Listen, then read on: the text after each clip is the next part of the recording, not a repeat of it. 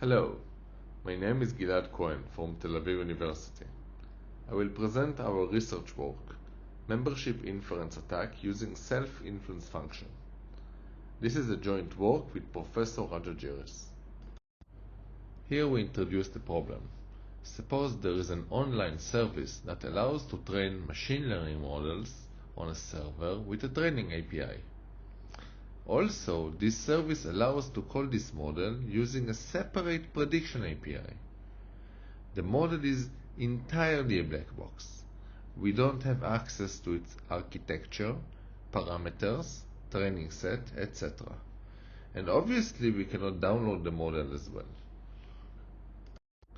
In these settings, how can an adversary discover information about the data?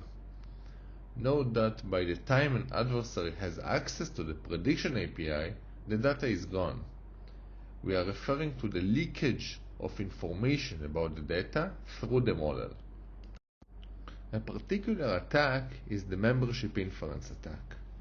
The question here is whether an attacker who uses the model can learn if a particular record was used in the training or not. If the answer is yes, it indicates there is a significant amount of information the model leaks about the training data.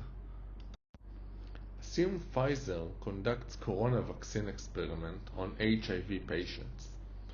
Also assume a hospital stores the blood record of HIV patients and the reaction to the vaccine. Now, an adversary hacks the hospital and steals one sample record. Inspecting either the blood record or reaction tells him nothing.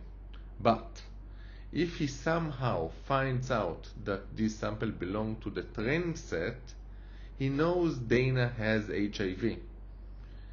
If the adversary is a health insurance, it can increase the insurance premium of Dana or discontinue her policy, which can be detrimental for her. The main insight in an earlier work of Chokri et al. Was that the machine learning model behaves differently on data it used in training compared to unseen data. The training accuracy is higher than test accuracy, and the predictions are overconfident. Suppose we have some data from the training set and some data outside the training set. Chokri et al. Found a way to recognize the difference between these two vector distributions. In their seminal paper, they chose to learn the difference between the distributions by training new machine learning model. They called it the attack model.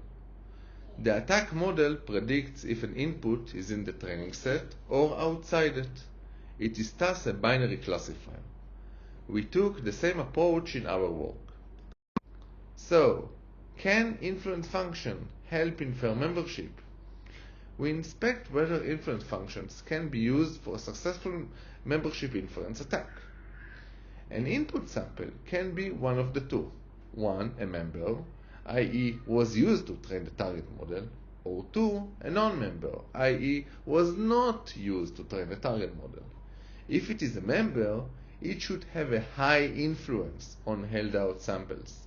Alternatively, if it's not a member, it should have a low influence on held out samples.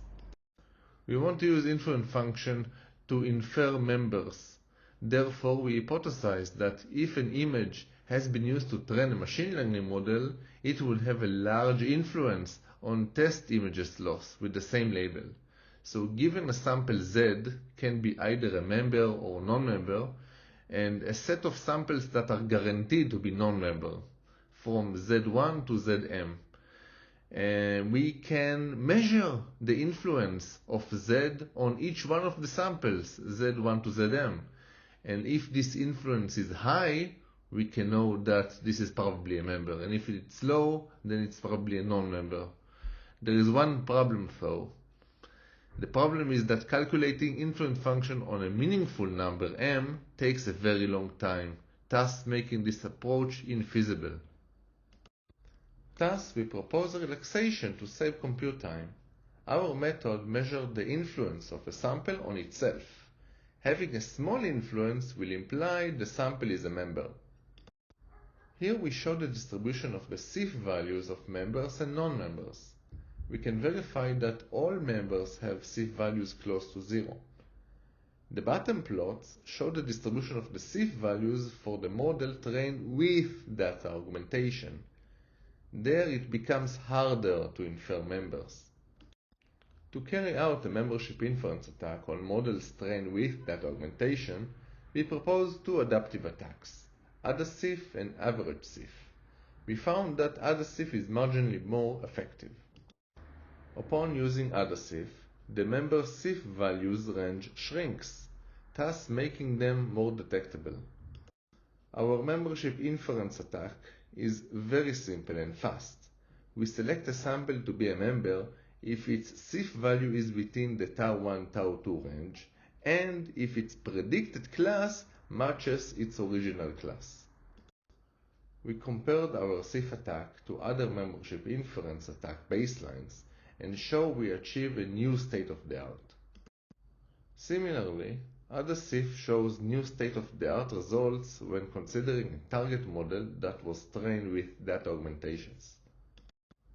We also compared our simple attack model with the white box attack of Nasser et al. And show better results. Lastly, our vanilla CIF attack is very fast and takes less than a second to infer a membership. For AdaCIF, it's roughly 15 seconds. Thank you for listening. For additional questions, you can contact me via this email.